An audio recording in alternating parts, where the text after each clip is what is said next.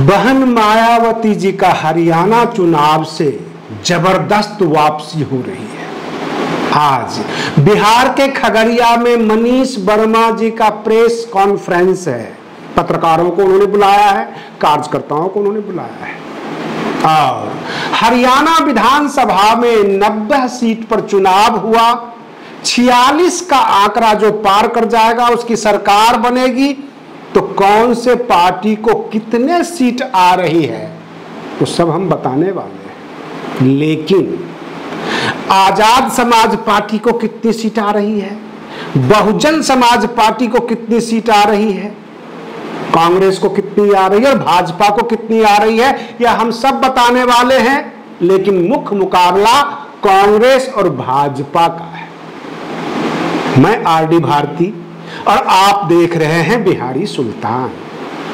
अगर आप हमारे चैनल पर नए हैं तो चैनल को सब्सक्राइब कर लीजिए। वीडियो अच्छा लगे तो इसे लाइक कीजिए, शेयर कर दीजिए।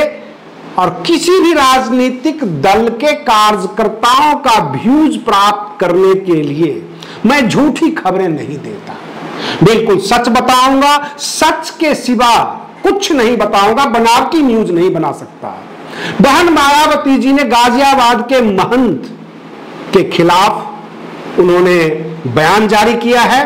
उन्होंने सीधे सीधे कहा है यह देश धर्मनिरपेक्ष है और धर्मनिरपेक्ष देश में किसी भी मजहब के खिलाफ बोलना गलत है।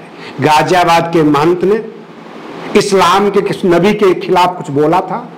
जब उनके खिलाफ प्रदर्शन होता है मुसलमानों का तो पुलिस लाठियां तो भांजती है प्रदर्शनकारियों के खिलाफ, लेकिन महंत जी के खिलाफ कोई कार्रवाई नहीं होती है। यह दुर्भाग्यपूर्ण है। अब हम लौटकर चलते हैं हरियाणा के चुनाव में। हरियाणा का चुनाव काफी दिलचस्प है। कल रिजल्ट आ जाएगा, लेकिन कल से आज तक कुछ सस्पेंस बना हुआ है। बहुजन समाज पार्टी के कार्यकर्ता काफी मेहनत किए। बहन मायावती जी भी पूरा चुनाव में हरियाणा के ऊपर केंद्रित रही। बहन जी ने भी मेहनत किया और वो चाहती हैं बहुजन समाज पार्टी की वापसी हो तो होगी, जबरदस्त वापसी होगी। बिल्कुल सर्वे रिपोर्ट आ गया है और उसमें बसपा का सीट निकलता हुआ नजर आ रहा है। बहुत सारे चुनाव में बसपा को एक भी सीट नहीं मिला। यहां तक 2024 के लोकसभा चुनाव में एक सीट आजाद समाज पार्टी को मिला और बसपा को वह भी नहीं मिला। तो आजाद समाज पार्टी के कार्यकर्ता काफी खुशियां मना रहे थे, बसपा के कार्यकर्ता मायूस हो रहे थे। लेकिन हरियाणा के चुनाव में जस्ट उलट हो रहा है। कांग्रेस के मामले में जो एग्जिट पोल आया है और जो असली ओरिजिनल रिपोर्ट आई है, करीब 53 के सीट के करीब कांग्रेस को आ रही है और 28 सीट का अनुमान भाजपा के पास भी है। लेकिन इन अनुमानों में 5, 7, 8 सीट ऊपर नीचे हो जाती है अक्सर। अब 28 है तो 36 भी हो सकता है भाजपा को, और कांग्रेस को 53 है तो 45 भी हो सकता है। लेकिन कांग्रेस बढ़त में है।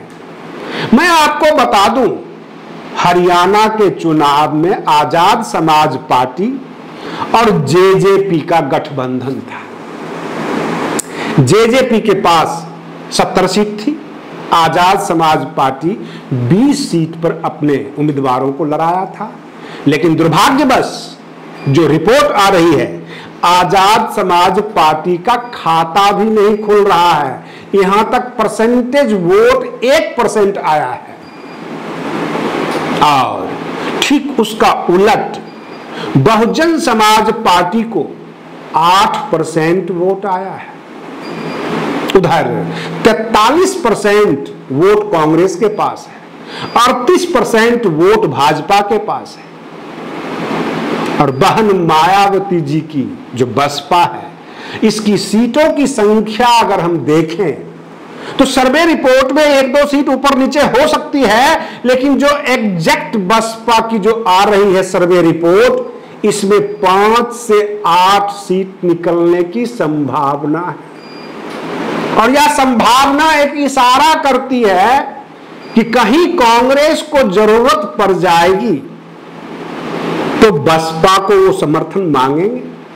बहन मायावती जी कांग्रेस को सहयोग देगी हरियाणा में, या कहीं ऐसा तो नहीं होगा कि इतिहास अपने आप को दोहराएगा। हम 5 से 8 सीट का अनुमान लगा रहे हैं और बसपा को सीट निकलकर आए 6 राजस्थान की तरह, और उस 6 सीट की जरूरत कांग्रेस को हो तो कांग्रेस विधायक ही न खरीद ले, ऐसा भी तो हो सकता है। इतिहास अपने आप को हमेशा दोहराता है। तो बहन मायावती जी को बसपा को अलर्ट रहने की भी जरूरत है। और रही बात ये कि उत्तर प्रदेश में समाजवादी पार्टी और कांग्रेस की कुछ अनबन सी हो रही है। कई खबरें हमारे दर्शक सुन चुके होंगे कि उत्तर प्रदेश में इंडिया गठबंधन खतरे में है। कहीं ऐसा तो ना हो कि हरियाणा में बहन जी कांग्रेस को समर्थन देकर उत्तर प्रदेश में इंडिया गठबंधन में पहुंच जाएंगी। कल चुनाव की काउंटिंग है और जाहिर सी बात है कि 53 सीट कांग्रेस को, जो एग्जिट पोल में आया है, हो सकता है 53 से 43 हो जाए और 3-4 सीट की जरूरत पड़ जाए कांग्रेस को।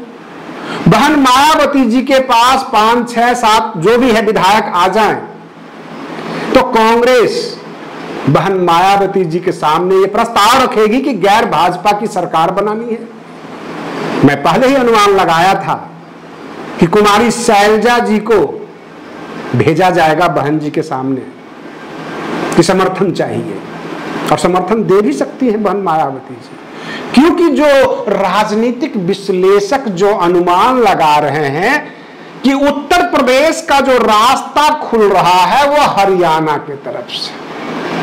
अगर हरियाणा में एक छतरी के नीचे कांग्रेस तो बहुजन समाज पार्टी आ जाती है, तो जाहिर सी बात है उत्तर प्रदेश में भी बसपा और कांग्रेस नजदीक आ सकती है। समाजवादी पार्टी से कांग्रेस की दूरियां बढ़ सकती है। आजाद समाज पार्टी का खाता भी नहीं खुल रहा है हरियाणा में, तो जाहिर सी बात है मनोबल गिरेगा और बसपा फिर से मजबूत होगी, क्योंकि बसपा का फिलहाल कई चुनाव में कहीं से कोई सीट नहीं निकल रहा है, चाहे वो राजस्थान का चुनाव हो, चाहे वो लोकसभा का चुनाव हो। यहां तक उत्तर प्रदेश विधानसभा में एक ही सीट आया उमाशंकर सिंह जी, उनके बारे में भी लोग कह देते हैं वो अपने दम पर चुनाव जीते। अगर हरियाणा में 6-8 सीट बसपा निकाल लेती है तो ये कहा जा सकता है कि बहुजन समाज पार्टी की हरियाणा से जबरदस्त वापसी हुई है।